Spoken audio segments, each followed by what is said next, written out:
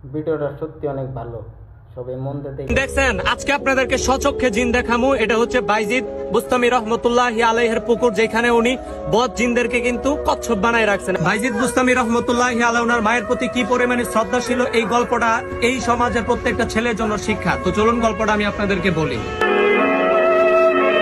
একদিন বাইজিদ বুস্তামি রহমতুল্লাহি আলাইহি ওনার মা অসুস্থ ছিল, রাতে পানি খাইতে চাইলো যে বাইজিদ তুমি আমার জন্য একটু পানি দাও। তো বাইজিদ দেখলো যে কিন্তু পাত্রের মধ্যে পানি না, এবং সে পানি আনার জন্য সুদূর ঝর্ণা চলে গেল। সেখান থেকে পানি নিয়ে এসে দেখলো মা জননী ঘুমাই গেছে গা। চিন্তা করলো, কম বয়সী বাইজিদ চিন্তা করলো আমি কি আমার মারে ডাক দিমু, আমার মা তো অসুস্থ, ডাক্তার তো বলছে বিশ্রাম নেওয়ার জন্য, তো ডাক দেয় নাই। রাত গভীর হয়ে গেছে গা। তারপর আবার চিন্তা করলো মারে কি ডাক দিমু, চিন্তা করলো না, মায়ের ঘুমের সমস্যা হবে, আমি মারে ডাক দিতে পারি না।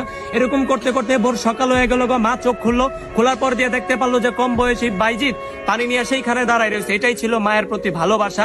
এবং তখন মা দোয়া করলো, বাইজিদ তোমারে দোয়া করলাম, তুমি একজন